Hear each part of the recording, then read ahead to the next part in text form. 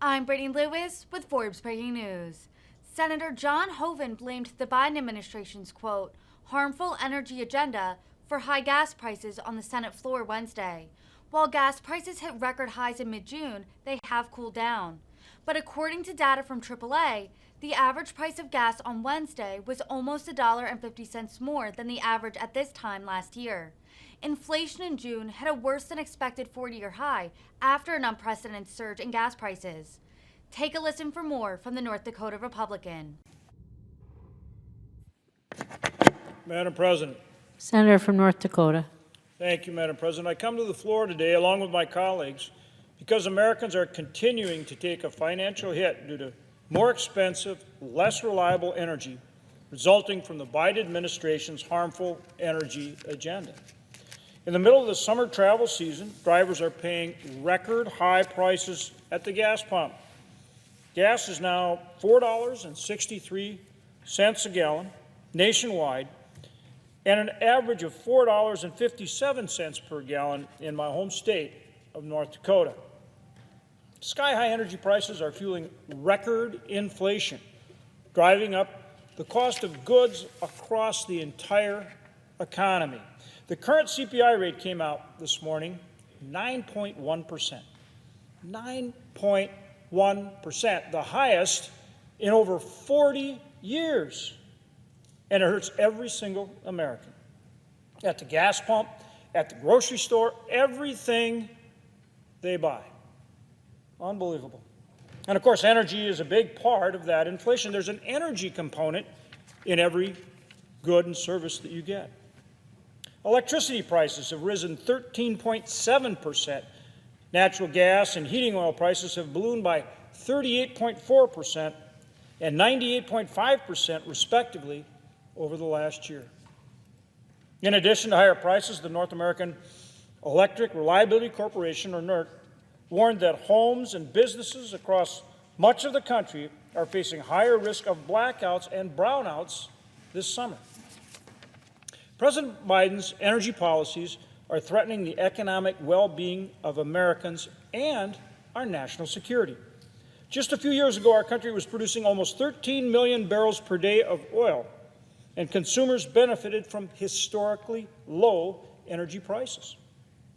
Production has remained down under this administration at about 11.5 million barrels of production per day. American families are paying record prices because the Biden administration is continuing its regulatory onslaught on domestic energy production. President Biden's energy crisis began with the administration's moratorium on new energy leases, closing off access to our abundant taxpayer-owned energy reserves on federal lands. And for leases that the energy companies have on federal lands, they're being held up either by the administration bureaucratic red tape that doesn't allow them to get drilling permits, or held up by litigation in the courts. And this administration continues to hold up our ability to move more oil and gas across the country by blocking pipelines like the Keystone XL pipeline. In 2015, I led bipartisan effort in Congress to approve the Keystone XL pipeline. If the Obama-Biden administration hadn't vetoed our bill, which passed both houses of Congress, this pipeline would be operating today and bringing almost 1 million barrels of oil a day to our country from our closest friend and ally, Canada. We need to unleash more of our vast energy, our oil and gas, natural gas reserves, all the energy that this nation produces, our most critical economic and national security assets. And if we want to truly cut off the Russian war machine and support our allies, we need to cut off Putin's ability to sell Russian energy. A good start would be by passing legislation like my American Energy Independence from Russia Act, bicameral legislation that I introduced with 9 of my colleagues in the Senate. Our common sense approach takes immediate action to encourage more U.S. energy production, including things like increasing access to taxpayer-owned energy reserves on federal lands, authorizing the construction and operation of Keystone XL pipeline, vital infrastructure to move energy safely around the country, and removing regulatory hurdles to increase liquefied natural gas facilities and exports. Each additional barrel of oil we produce here at home replaces production from Russia and other adversaries, countries that also have little to no environmental standards. Each additional barrel of oil we produce here at home helps reduce prices and lower inflation for the American people.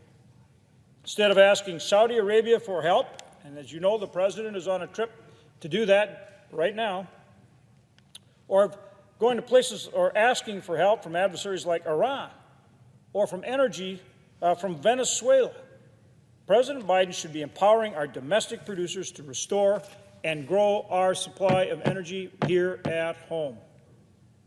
The solution is simple. The Biden administration needs to take the handcuffs off domestic energy production because more supply is needed to bring down prices. That's just common sense, and the American people know it. And the American people need that relief now. Thank you, Madam President. With that, I yield the floor.